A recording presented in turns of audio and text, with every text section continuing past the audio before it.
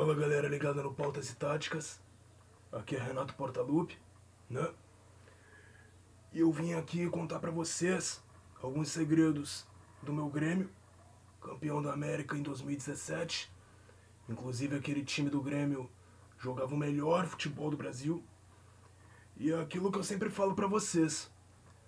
Eu fiz nomes como Arthur e Luan jogarem muito, hoje pode parecer piada, mas só mostra como eu tinha aquele elenco nas mãos, né? E sem investir 200 milhões. Volto a repetir. Porque se tivéssemos investido 200 milhões, nós teríamos obrigação de títulos e futebol bonito, né? E por isso que eu tenho uma estátua lá na Arena do Grêmio. Até porque eu fui campeão da Libertadores como jogador e como treinador, né? E sem estudar na Europa. Volto a repetir. Porque quem sabe faz e quem não sabe estuda, né? Peço desculpas aí a vocês aí do Pautas e Táticas, não resisti a essa imitação aí tosca, ridícula do Renato Gaúcho, mas é porque ele tá de volta ao Grêmio, nessa missão aí de voltar para a Série A do Campeonato Brasileiro, e a gente vai fazer essa homenagem aí, né, ao Grêmio do Renato Portaluppi, campeão da Libertadores 2017. Essa é a análise retrô de hoje. Se você já é inscrito, muito obrigado. Se ainda não é, peço desculpas por essa introdução. Eu juro que foi a primeira e vai ser a última vez que eu faço algo assim, tentando ser engraçadinho. Mas seja muito bem-vindo, espero conquistar aí a sua inscrição, assim como seu like nesse vídeo, seu compartilhamento com os amigos, seu feedback nos comentários, sua sugestão de tema para os próximos vídeos e também te convidando a navegar pelo canal para conhecer mais do nosso conteúdo, beleza? Então vamos começar a escalar esse Grêmio aqui, que tinha como um time base Marcelo Groi no gol, Edilson na lateral direita, Jeromel e Kahneman na zaga. Inclusive esses três primeiros nomes, tirando o Groi, todos ainda estão no Grêmio, né, curiosamente. E Bruno Cortez na lateral esquerda. O meio-campo, o Maicon sofreu muito com lesões, o Michel sofreu muito com lesões, o Jailson teve muita minutagem. E como eu abri dizendo aí, né, o Renato disse, o Arthur era um dos principais jogadores do time e formava aí essa dupla de volantes. O Ramiro jogava aberto pela direita, o Luan, que era o grande craque desse time, diga-se, era o meio atacante. O começo da campanha foi com Pedro Rocha na ponta esquerda, depois ele é negociado, o Fernandinho assume a posição, e o Lucas Barrios era o centroavante. Esse time ainda tinha o Everton Cebolinha no banco, que ainda não tinha explodido no time do Grêmio. Falando primeiramente de saída de bola, construção das jogadas daquele time, era sempre de pé em pé, muita troca de passes, jogo pelo chão, né? Um time com muita paciência para poder trocar esses passes curtos, triangulações. Uma ordem de ação era quem está com a bola tinha que estar no mínimo com duas opções de passes próximas a esse portador. Então quem estava próximo do jogador tinha que se movimentar na direção dele e se aproximar para receber o passe. Estava aqui com o lateral, ponta e volante se aproximava. Estava aqui no volante, se ele estivesse de costas, lateral e zagueiro prontos para receber a bola. Se ele estivesse de lado, aqui esses dois homens, né, o outro volante e o meia. Se ele estivesse de frente, o ponta e o meia, o centroavante poderia encostar. Então era sempre bom ter duas opções de passes, né, o portador da bola. Se um tivesse melhor marcado, o outro naturalmente seria a principal escolha. E isso acontecia tanto nos corredores laterais como também na faixa central do campo. Mas quando o time encontrava uma marcação que pressionava mais na saída de bola, procurava trocar o corredor ou buscar o meio, mas sem versões longas, sempre de pé em pé, sem vergonha de recuar a bola quando era necessário. Então o time, sempre que tinha aqui, encontrava uma barreira de jogadores, uma pressão mais alta, que meio que encurralava, o time voltava, circulava com paciência, até para fazer o quê? Obrigar o time adversário a avançar. Então o time não tinha essa vergonha de fazer, por exemplo, aquele movimento em U, que o Pep Guardiola não gosta, que ele acha que é um movimento inútil, porque esse desenho aqui, né, de um U maiúsculo, podia até ter o goleiro aqui também participando da circulação da bola, mas não tinha. A gente vai falar disso já já. Era sempre aqui, ó, esse movimento, para trocar de corredor, às vezes com a participação de algum jogador do meio também, né? Mas esse time aqui não usava esse U de uma forma inútil, até porque a finalidade era apenas tirar a bola da pressão para manter a posse enquanto você não acha brechas para progredir, principalmente pelo meio. Então, para isso, a escolha dos volantes era muito importante. Então, tanto o Arthur, quanto o Maicon, quanto o Michel, o Jailson, todos eram jogadores que tinham muita qualidade no passe. E não havia um volante de contenção, né, que marcava melhor do que passava. Todos eles, eram grandes passadores, inclusive e principalmente o Arthur, que era quem mais se destacava nesse time. E nessa troca de passes, você pode pensar, o goleiro também participava, né, ativamente, Marcelo Groi devia ser muito bom com os pés, na verdade não tanto. Então ele, sempre que os jogadores tinham dificuldades e a bola chegava nele, ele quebrava para frente, dava chutão, dava um lançamento mais longo, buscando principalmente o Lucas Barros para poder fazer esse pivô, beleza? E aí mudava um pouco a estratégia de progressão, porque aqui era quando as coisas já saíam um pouco do controle. Se a zaga, principalmente, não tinha espaço para poder progredir e teve que recuar no Groi, que não era um goleiro bom com os pés, ele dava o chutão sem medo de ser feliz, tirando a bola da pressão, que era justamente o intuito, beleza? Então agora vamos falar um pouco de fase de construção, porque apesar de toda essa troca de passes, quando o time rompia a primeira linha de defesa do adversário, com primeira linha a gente está falando dessa primeira marcação, né, desse primeiro bote dos atacantes, ele buscava o quê? O setor entre linha, que é o setor entre o meio e a linha de defesa. Exatamente esse espaço era a grande busca, né, dos jogadores do Grêmio. Então como é que ele fazia isso? Os dois laterais abriam muito o campo para escapar da marcação. Eles eram os responsáveis pela amplitude das jogadas. E é claro, meio que empurravam os pontas do adversário para trás também. Tanto o Edilson quanto o Cortez, beleza? E aqui, nesse setor aqui de entrelinha, antes disso, também falar sobre a importância dos zagueiros, né, de subirem para poder empurrar o adversário mais para trás e serem opções de passe, né, mais seguras, opções de recuo. E aqui os dois volantes trabalhavam dentro da entrelinha, assim como o Ramiro, assim como o Luan. O ponta esquerda sempre ficava um pouco mais deslocado, mais aberto. Esses quatro jogadores principalmente circulavam entre linhas, tentando se desmarcar e tentando encontrar algum espaço para poder receber essa bola. Só quando conseguiam receber a bola sem nenhum adversário marcando, que esse jogador começava uma progressão para o gol. Isso deixava os jogadores da última linha indecisos, né? Se eles subiam para pressionar quem estava ali desmarcado, entre as linhas, por exemplo, a bola está aqui com o Ramiro pelo lado direito. Aí isso gerava aqui uma indefinição na ação do zagueiro adversário. Ele sobe, né, para pressionar quem está desmarcado e libera aqui para infiltração de quem vem de trás ou para o próprio Barros, né, se deslocar aqui nas costas, ou ele guarda a posição e deixa esse espaço para esse jogador aqui conduzir, driblar, entrar no espaço ou mesmo finalizar de fora da área. Era um grande dilema que os adversários do Grêmio tinham. E era muito difícil, né, fazer com que os adversários que os adversários impedissem pelo menos duas peças do Grêmio de brilhar. Uma delas era o próprio Luan. O Luan era o meio atacante do time, fora escolhido o melhor jogador da Libertadores, chutava muito bem de fora da área, era um jogador jovem, muito talentoso, tinha uma movimentação muito boa para se desmarcar, atacava muito bem a última linha, né, quando tinha espaço para conduzir, e o outro jogador era justamente quem atuava pela ponta esquerda.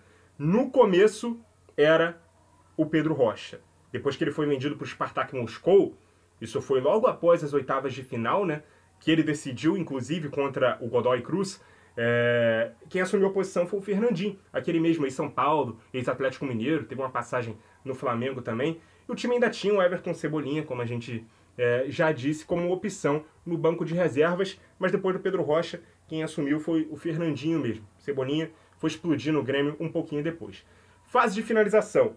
Aqui eu acho legal a gente tirar o time adversário do campo para poder explicar um pouco mais de calma e mais de espaço também essa fase do jogo, beleza? Que já deu para entender, né? Os laterais abriam o campo, os volantes se juntavam entre as linhas, o Ramiro se juntava ao Luan, e aqui era a grande válvula de escape do time, o jogador que atuava pela ponta esquerda, fosse o Pedro Rocha, fosse o Fernandinho ou até o Cebolinha, quando o time mesclava as escalações. Mas fase de finalização. O time tinha 3 maneiras de construir suas jogadas. A principal delas era justamente atacando espaços na última linha, depois de conseguir encontrar um jogador livre entre as linhas. A segunda, os chutes de fora da área. Fosse com o Ramiro, fosse com o Luan, fosse com Edilson, que finalizava muito bem, era inclusive o grande responsável das bolas paradas. E a terceira, os cruzamentos vindo dos laterais, especialmente o Edilson, porque com essa movimentação do Ramiro saindo da ponta e vindo para dentro, ele tinha mais espaço para poder cruzar. Muitas vezes ele vinha aqui no bico da grande área, cruzar para tentar encontrar esse jogador nas costas de um lateral, ou então para finalizar realmente daqui de fora, do bico da grande área, porque era um grande finalizador, chutava muito, arriscava muito de fora da área. O Edilson sempre foi uma das grandes virtudes desse jogador, beleza? Fase defensiva, o time marcava por zona, com pelo menos 9 jogadores mais próximos do setor da bola. Quem eram esses 9 jogadores? As duas linhas de 4, mais o Luan. Então todo mundo marcava próximo da onde a bola estava. Se estava todo mundo aqui, o time acumulava jogadores para poder pressionar. Somente aqui o Barrios, no primeiro momento, é que era liberado dessas funções mais defensivas. Então, se a ordem era gerar superioridade na zona de pressão, inclusive aproximando os jogadores do lado oposto, né, para sobrecarregar o adversário, a gente vê aqui, ó, por exemplo, o lateral direito ele ficava meio solto se a bola tivesse pelo lado direito da defesa do Grêmio, porque o ponto esquerdo ele se aproximava para poder acumular jogadores aqui, ó. Se a bola não está aqui, essa zona não é de perigo, esse jogador não é interessante de ser marcado agora. Todo mundo marca e pressiona o lado da bola para sobrecarregar o adversário, forçar erros, né? Precipitar alguma ação, às vezes fazer com que o adversário tente um passe mais curto e erre, ou rife a bola, acabe devolvendo a bola para o Grêmio num chutão.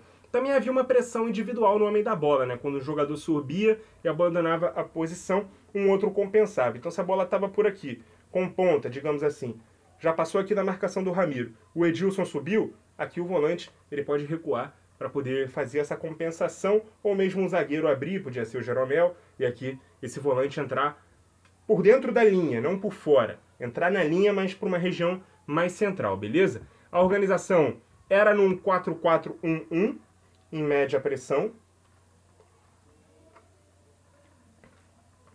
com o Luan ficando à frente das duas linhas de 4 e por trás do Barrios, os dois pontas vindo se juntar aos dois volantes, então em média pressão era esse o desenho, e em baixa pressão um 4-4-2, com o Luan agora sim se juntando, ficando ao lado do Barrios, beleza? Então essa era a organização defensiva do Grêmio em baixa pressão. Aquele Grêmio foi campeão da Libertadores numa campanha de 4 vitórias, 1 empate contra o Guarani no Paraguai por 1-1 e uma derrota diante do Deportes Iquique por 2-1 no Chile, isso na fase de grupos, tá? O Grêmio também venceu esses mesmos adversários por 3-2 e 4-1, respectivamente, na Arena, e venceu 2 vezes o Zamora da Venezuela por 2-0 fora de casa e 4-0 com o mando de campo. Nas oitavas, 2 vitórias contra o Godoy Cruz da Argentina, 1-0 na ida, 2-1 na volta. Nas quartas, uma triste lembrança para mim, né, que sou botafoguense, porque a classificação veio diante do Botafogo, meu clube de coração, 0-0 aqui no Rio, 1-0 na Arena do Grêmio. Ainda dói, tá, gremistas? Tô fazendo aqui esse desabafo para vocês. Nas semis, 3-0 sem tomar conhecimento do Barcelona de Guayaquil, que tinha eliminado Palmeiras, tinha eliminado Santos, não tinha perdido para o próprio Botafogo na fase de grupos em que o Barcelona se classificou em segundo. A equipe equatoriana ainda conseguiu vencer o Grêmio na Arena por 1-0, mas obviamente não foi suficiente. Grêmio na final e na grande decisão contra os argentinos do Lanús, vitória em casa por 1-0 e fora de casa por 2-1. Então a campanha teve 14 jogos, 10 vitórias, 2 empates e 2 derrotas. 25 gols marcados e 9 gols sofridos. No Mundial, o time acabou perdendo para o Real Madrid por 1-0 na final, gol de falta do Cristiano Ronaldo, que, segundo o Renato Gaúcho, não era melhor do que ele, né? Mas era um time que muitas vezes foi olhado torto, né? Por conta justamente do Renato, que há anos não fazia um bom trabalho.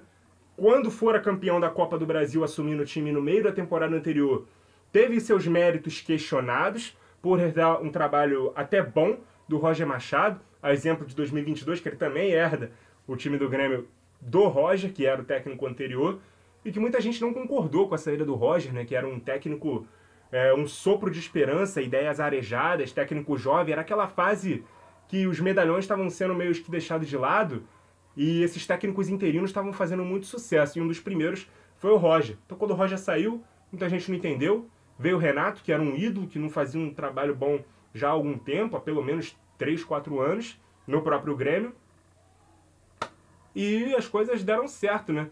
E o Renato meio que provou que tinha o dedo dele sim naquele time, quando em 2017, tanto em 2017 quanto nos anos subsequentes, né, mantendo o Grêmio entre os principais times do país, jogando 3 semifinais seguidas de Libertadores, ele não deixou dúvida, né, que o trabalho dele já tinha a impressão digital dele, né, já tinha a marca do Renato ali naquele Grêmio, então ele se recolocou no mercado de uma forma que os principais clubes do Brasil já falavam no nome dele, quando ele saísse do Grêmio, que a seleção brasileira poderia tê-lo como opção após a saída do Tite. Depois que ele foi pro Flamengo, as coisas deram uma piorada, né, pro mercado do Renato, tanto que ele volta pro Grêmio na Série B, sendo que vários clubes trocaram de técnico esse ano, o próprio Flamengo, Atlético Mineiro, Corinthians, Santos várias vezes, e o Renato nunca foi nem sequer cogitado em algum desses times. Mas essa impressão digital do Renato, ela foi deixada primeiro com a recuperação de vários jogadores que eram dados como renegados, né, de outros clubes. O Edilson, o Cortez, o Maicon, o Barrios. Depois ele utilizou muito bem a base, né, nos anos seguintes, não nesse ano específico da Libertadores, mas com o Matheus Henrique, com o Jean-Pierre, com o PP. Foram boas revelações do Grêmio e do Renato, né? Um time muito bem treinado e que, é claro, tinha muita qualidade na parte tática também. Inclusive, quando o Renato parecia subestimar a importância estratégica do jogo, apareceu com um drone, né? Foi descoberto ele usando drone ali para observar o treino dos adversários. Inclusive, fazendo com que os adversários, né, que a imprensa, num primeiro momento, não levassem o Renato tanto a sério, né? Esse personagem que ele criou que não liga muito para a tática, mas é claro, todo bom treinador usa muito bem da tática, e esse personagem que ele criou só fez com que ele ficasse ainda maior, né? Com uma moral muito mais elevada ao conquistar títulos, né? Ou chegasse longe nos principais campeonatos. Então entrava em cena ali aquele personagem do Renato Falastrão, desde a época de jogadores, para tirar uma ondinha ali nas entrevistas coletivas. Inclusive, quando ele ganha a Libertadores, ele chega a decretar feriado em Porto Alegre, ponto facultativo para os gremistas, e reivindica, né, também a criação de uma estátua, né, na Arena do Grêmio, pedido que foi atendido com todos os méritos. Inclusive, ele merece desde a época em que era jogador. Então, parabéns aí aos gremistas, né, por essa conquista. Parabéns ao Renato também, né, que está de volta ao Grêmio. Muito boa sorte para ele nessa nova empreitada aí, tentando voltar com o Grêmio para a Série A. E a nossa análise de hoje fica por aqui, beleza? Muito obrigado a você que acompanhou o vídeo até aqui.